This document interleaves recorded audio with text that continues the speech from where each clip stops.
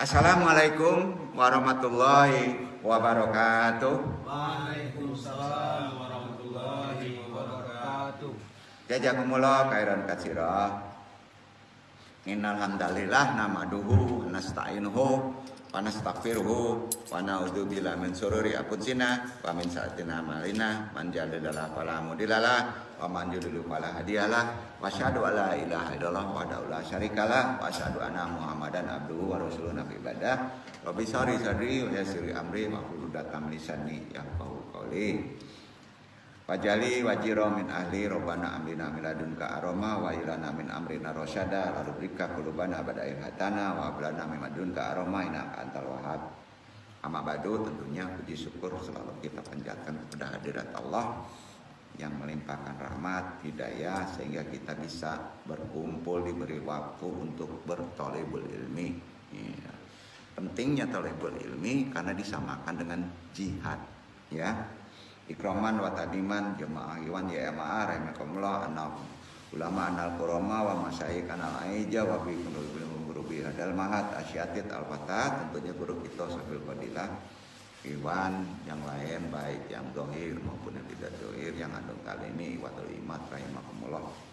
Bismillah wassalatu wassalam ala rasulillah amma ba'du. Kita bahas mendefinisikan arti pengetahuan dulu.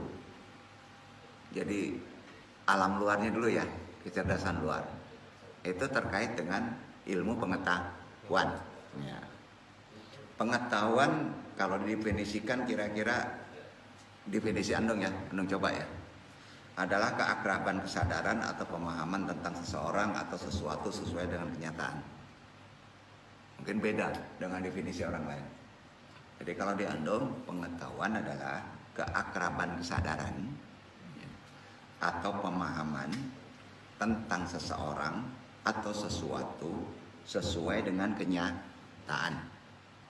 Nah, ini kalau dibahas keluar orang agak kaget-kaget dikit gitu ya. Karena ilmu pengetahuan Andong bahasnya dalam sisi yang sudah terkoneksi dengan korelasi Quran. Itu ilmu pengetahuan. Ya. Karenanya itu yang namanya ilmu. Tadi kan pengetahuan. Tahu Bapak ilmu? Bapak pernah dengar ilmu? Pak Iqbal kalau tanya ilmu itu apa? Nah, interaksi aja. Ilmu apa kira-kira?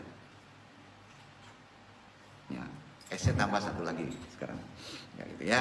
S tambah lagi satu kalau udah tahu ini. Ilmu adalah keyakinan yang pasti sesuai dengan fakta.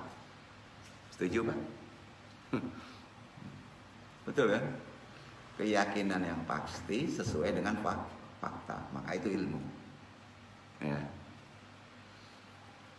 Karenanya ilmu pengetahuan gabung adalah upaya yang dilakukan manusia, ikhtiar manusia untuk mengetahui sesuatu hal yang berkaitan dengan dunia. Gitu? Ya. Ilmu pengetahuan dunia. Ya. Pengetahuannya disebut apa? Kalau secara bahasa dunia, knowledge. Betul kan? Knowledge itu bahasa Britania ya. Nah, cara untuk mengetahuinya dengan metodenya disebut sains. Ya. Nah, gitu. Nah, ini jadi akademis bener nih, enggak ya? Nah, ini enggak lagi kuliah Andung nyandarkan nanti korelasi ke Quran. Nah, jadi bukan Pak Ustadz aja yang pandai dakwah di akademis, Andung juga pandai. Nah, itu enggak mau kalah. Ya, gitu ya. Jadi untuk bisa menggali dan memahami ilmu pengetahuan, ya, Allah memberikan anugerah berupa apa kepada manusia? Akal, pikiran, ya, betul. Kalau tidur aja main game aja akal kita mubazirun. Ya, berapa persen? Ya, itu amanah loh. Betul kan? Gunakan yang baik loh. Setuju nggak tuh? Berarti kalau tersering terkontaminasi akal untuk digunakan tidak baik, maka timbul kegelapan. Nah, hati-hati loh Pak, berapa persen kita harus selektif dong, berapa persen gua ini menggunakan akal kita. Itu amanah loh. Kontraknya jangan sampai habis loh ya. Kontraknya habis langsung gini Pak, apa yang disebut ujur, mau ujur muda? Nggak mau kalau lalang. Biarkan ujur itu tua ya, natural gitu ya. Jadi maka diberikan akal. Allah menganugerahkan berupa akal kepada manusia. Setiap saat akal manusia mencerna dua hal. Bapak-bapak tiap hari itu mencerna akal kita, pikiran kita dua hal. Satu, ayat-ayat yang tersurat baru ke Quran. Satu lagi, bersumber dari Al-Quran ya, yang tersuratnya ya. Kalau muslim hadis dikenal kauliyah, betul kan? Nah, dari hal tersebut menghasilkan apa? Yang pertama tuh, ayat-ayat tersurat. Kalau di Islam, akidah, akhlak, tafsir, betul kan? Ada keyakinan, akidah, akhlak, tafsir dan lainnya ya. Nah, yang kedua, akal manusia mencerna ayat-ayat tersirat. Tadi kauliyah. Yang kedua kauniyah. Ya, itu Quran bahasanya. Akal kita harus dua Pak. Harus pandai mencerna ayat-ayat kauniyah dan ayat-ayat kauniyah. Ya. Biasanya ayat kauniyah itu gini, sering orang itu menggunakan kauliyah dicampur dengan kauniyah Pak. Maka nggak ketemu. Kauliyah itu suruh berhenti setelah mentok, baru naik kauniyah. Duduk nggak kira-kira? Jadi gini, Bapak kalau bebenung, baranti bapiki, kecek naga bonar. Tuh. Masa kita suruh kauniyah menggunakan hati, ini bekerja? Repot nggak Pak? Nggak ketemu. Jadi kauniyah itu, kauliyahnya harus betul-betul mentok. Sudah tidak ketemu lagi. Ya. Udah mentok kan, hukum sebab akibat itu terbatas. Setuju nggak? Terbatas kan? Maka ini Anda sampaikan ke ya para ikhwan akademis ya, baik pun yang lain. Bapak-bapak kalau memecahkan persoalan, kalau minta tolong sama Allah, itu gimana Pak? Jangan dikte menggunakan akal, berhenti. Gimana cara memberhentikannya? Bahasa agamanya kan, ikhlas aja bro, pasrah aja bro, tapi bekerja loh. Ya, baru masuk ayat-ayat doa tadi. Duduk nggak? Baru masuk. Maka di sini ada amalan. Jangan langsung ke sini ke amalan. Nggak mempan. Jangan-jangan kau lihat itu gampang diselesaikan kan? Wah, main cepet aja dah. Pokoknya kalau gua pengen pindah kerja, gua langsung ayat-ayat kauniyah melalui amalan doa. Ya nggak benar kayak gitu. Untuk apa ada pikiran? Setuju Pak? Tolong itu dipahami. Jadi kalau sudah itian yang mentok, suruh berhenti kepala, baca doa ini, baca zikirnya, merenung, insya Allah akan ketemu pemecahan. Kira-kira yang Andung sampaikan ini bisa nggak amalannya dilakukan untuk keseharian? Andung tanya, bisa nggak? Bisa ya? Kan mudah memahaminya ya. Selama ini salah nggak? Udah doa, pikiran kerja lagi. Gua mesti ke kiri, gua mesti ke kanan, ke ujung. Aku disabab kok. Awak ndak dapat babini kok. Itu akibat itu kok. Ndak itu doh. Ikhtiar dulu, mentok, baru gunakan al-ilham. Itu yang disebut ulil albab, orang yang cerdas. Ini diajarin juga Mandong. Itu ya. Kelemahan kita kan selalu menggunakan kauliyah. Ilmu qauliyah menghasilkan pengetahuan akidah, tapi bukan secara spiritual ya. Akidah itu lebih cenderung ke rohani sebetulnya. Secara pikiran, akidah secara pikiran contohnya melihat makhluk pasti ada yang menciptakan, gitu kan? Akidahnya ke sana. Akhlak, tafsir, gitu ya. Yang kedua, kauniyah. Perenungan setelah mentoknya qauliyah. Nah, itu bahasanya. Kita melakukan pencahayaan hati. Bahasa Torekot nanti disebut. Melakukan pencahayaan hati dengan amalan. Jangan direnung-renungin Pak. Kalau direnung-renungin qauliyah juga berpikir. Betul nggak? Duduk. Nah. Akan menghasilkan pengetahuan kira-kira apa? Kalau bahasa yang umum, astronomi. Astronomi nggak bisa dilihat di bawah, di sini harus pergi sana kalau secara qauliyah. Astronomi, apalagi falak. Ya, apalagi kira-kira?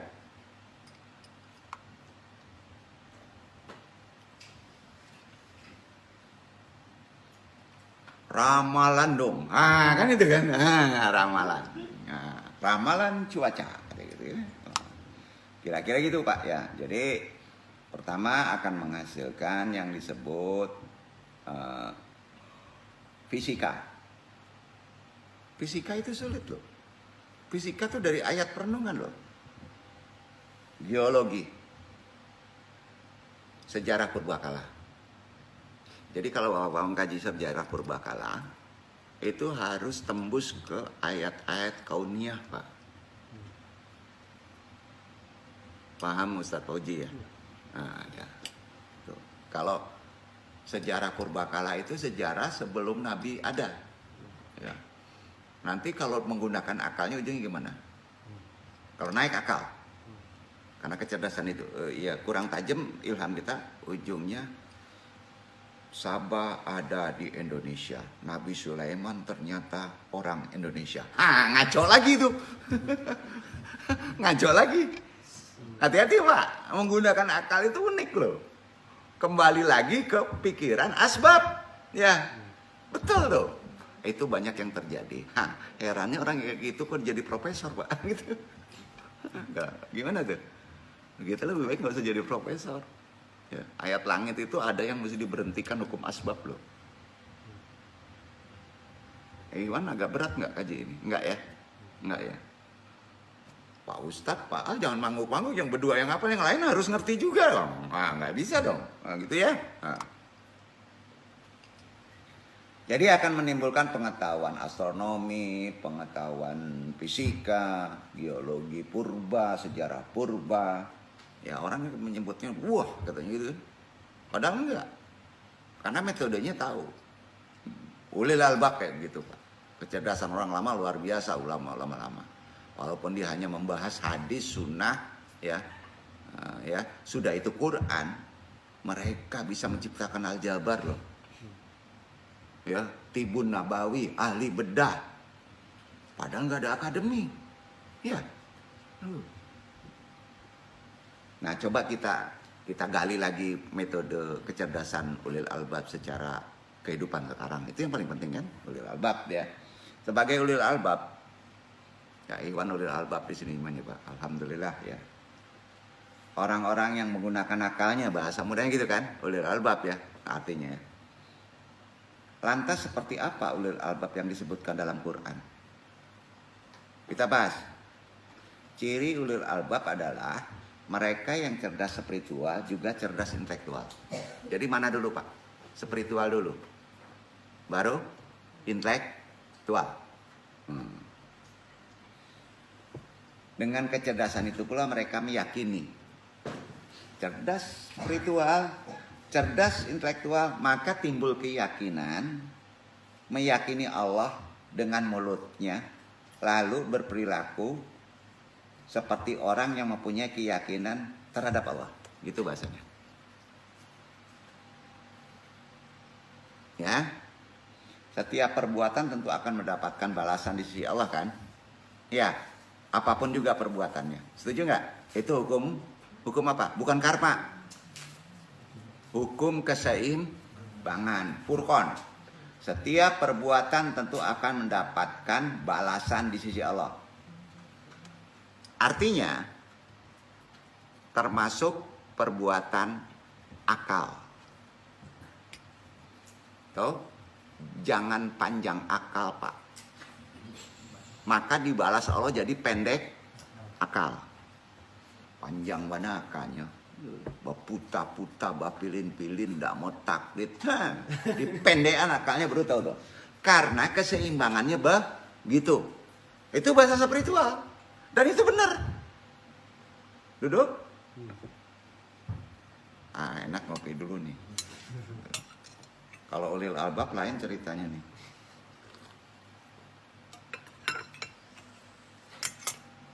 Setiap perbuatan tentu akan mendapatkan balasan sisi Allah termasuk perbuatan akal. Kalau akal digunakan untuk mencerna ayat, hadis, muncullah ilmu akidah.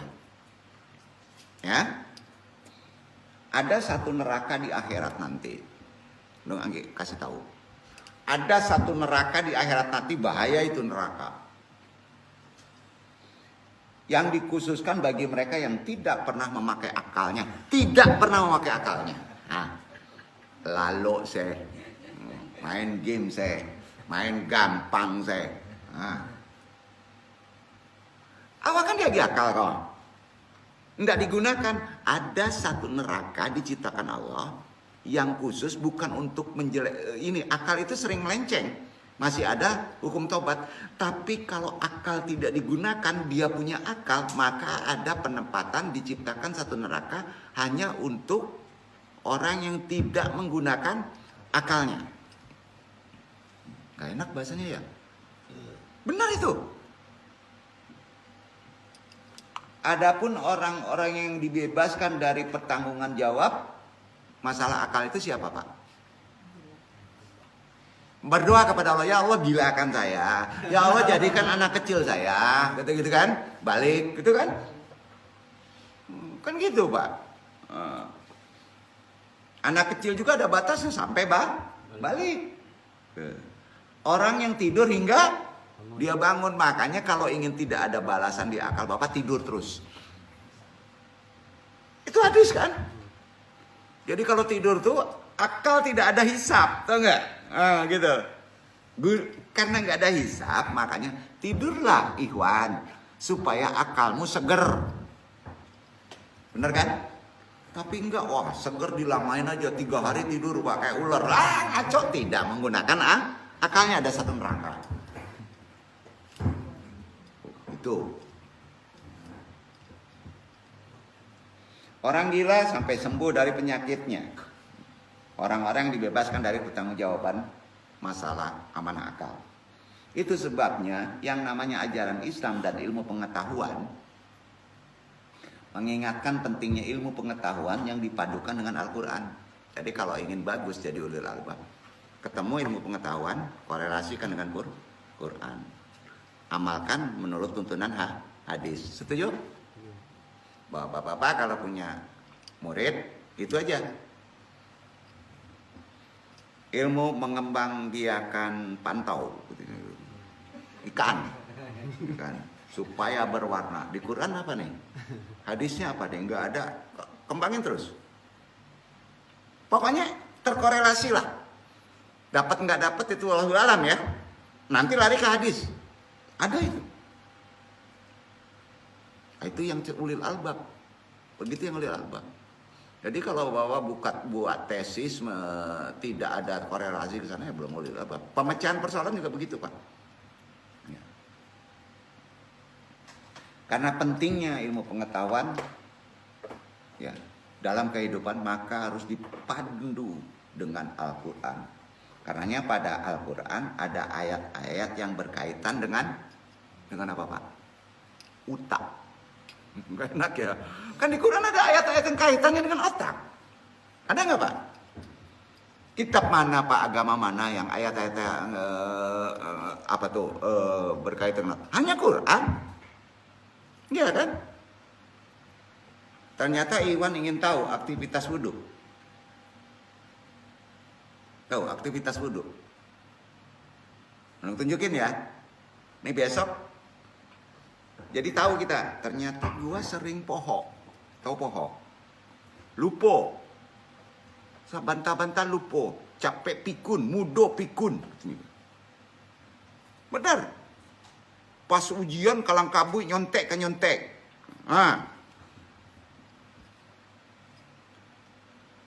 Aktivitas wudhu khususnya pada bagian mengusap kepala sebanyak 5 kali. Rahasia besarnya apa, Pak? Ayo. Dengan mengusap rambut kepala, otak dibersihkan dari luar. Tahu? Makanya itu. Otak ini dibersihkan bagian luar. Tep. Nah, luar bisa dibersihkan dengan air kan? Ya? Nggak perlu diniatin. Nggak perlu. Ya. Untuk membersihin di dalam apa, Pak? Udah pegang kepala ini, doa. Doanya minta aja sama Ustadz tuh. Maka bersih bagian dalam. Apa, Pak? Bersih bagian dalam, cahaya nembus. Tajir. Ke kepala. Nah, pas cahaya ke dalam, cerah. Tuh, cerah. Jadi, bapak-bapak besok, kapan waktunya? Hanya ada di waktu yang ditentukan Allah 5 kali. Itu yang paling bagus. Wudhu, tepat waktunya, ya, karena itu ada berkah. Sudah itu wudhu, usap kepala, doa. Doa usap kepala. Kalau Ustadz gak tahu, anu kasih waktu 3 hari. Nah, bukan doa wudhu ya. Doa usap kepala. Itu bagian dalam bersih. Baru tembus tuh. Ke atas. Duduk. Nah, itu rahasia besarnya. Main cepat aja dong ya. Jadi besok Bapak jangan lalaikan usap ke. Hukumnya apa, Pak? Sunat wajib? Wajib, bro. Betul Ustaz, itu wajib? Wajib. Karena pentingnya akal. Nah, itu. Maka bapak-bapak yang tidak ngusap kepala batal sholatnya. Karena itu hukumnya wajib. Itu salah satu kaitan otak.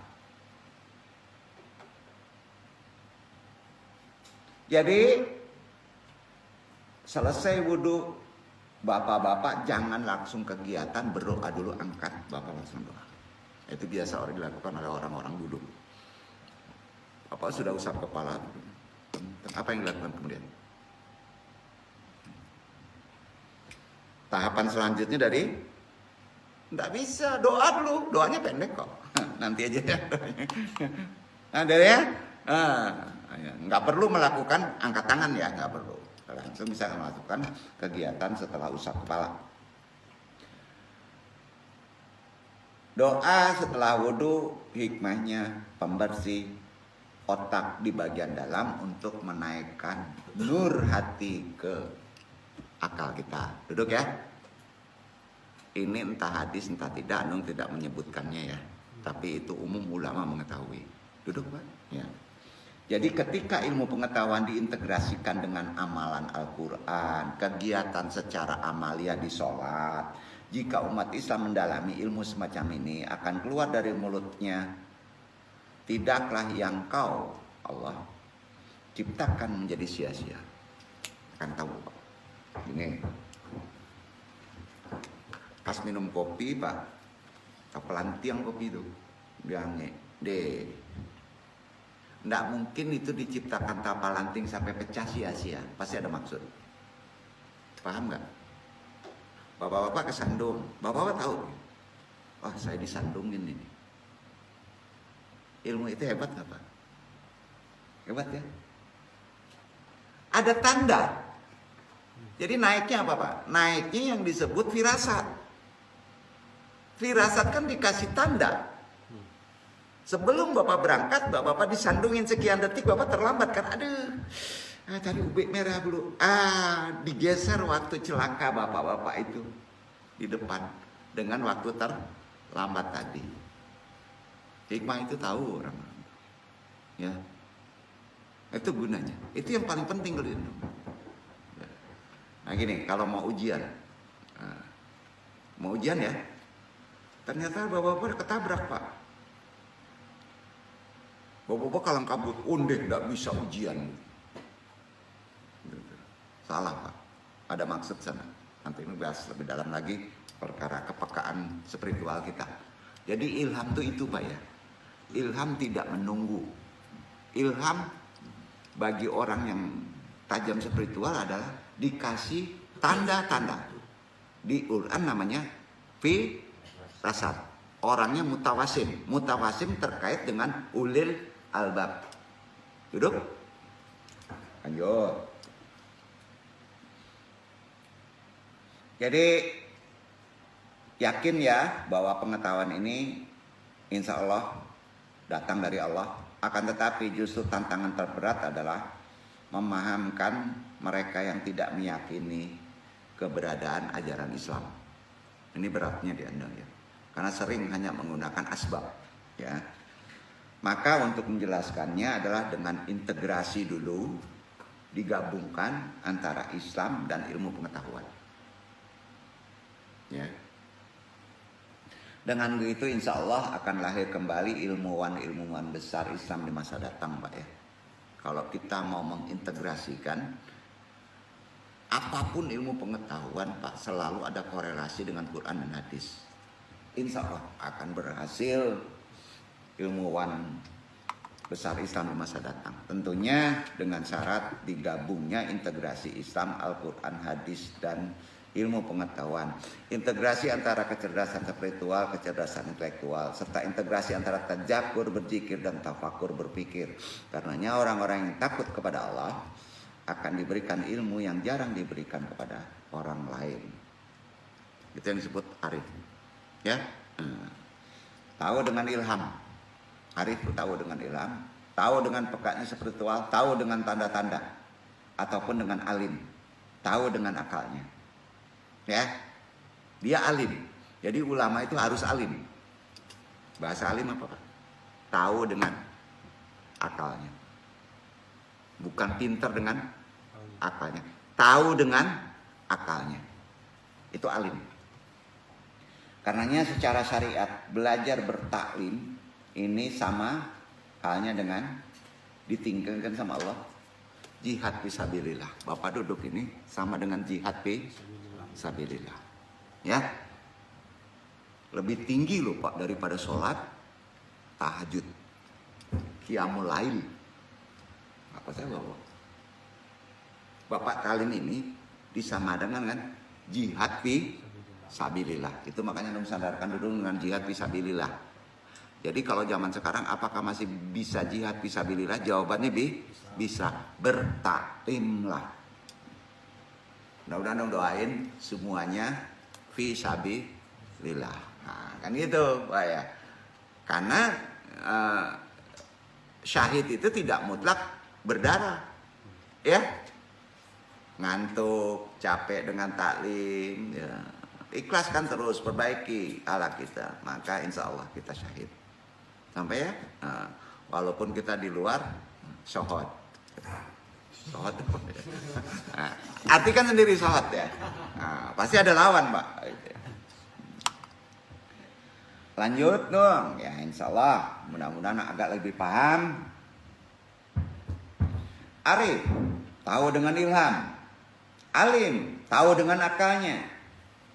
Belajar bertaklim sama halnya kata Nabi dengan berjihad. Itu sebabnya kejayaan Islam akan muncul salah satunya dengan ilmu. Tapi yang diintegrasikan, ya. Nah, dengan apa Pak? Quran dan hadis. Yaitu integrasi antara ilmu pengetahuan dan Quran dan hadis atau tadabur, zikir, tafakur, fikir, itu yang disebut ciri manusia ulil albab. Udah selesai ngaji lah, pulang kita nih. Udah selesai Pak. Ya. Nah, yang paling penting kan amalannya ya. Ulil albab merupakan satu konsep tentang akal pikiran manusia. Jangan diteorikan aja ya, amalannya harus ada. konsep ini juga dijelaskan oleh Al-Quran sebanyak 16 kali. Berapa kali Pak? 16 kali. Berulang-ulang. Perhatikan akalmu. Ya, perhatikan akalmu. Tahu dengan akalnya. Supaya kamu jadi ulil albab. Sampai 16 kali. Karenanya memahami makna ulil albab dapat dimulai dengan Al-Quran. Mau tahu dasarnya? Mau cerdas kita? Akademis pengen cerdas, pengen tajam ilham, pengen bijak menyelesaikan semua solusi. Para manajer, para dosen, awali Quran surat Ali Imran 190, 191. Dibaca Iwan. Nah, itu awalnya kalau pengen cerdas ya.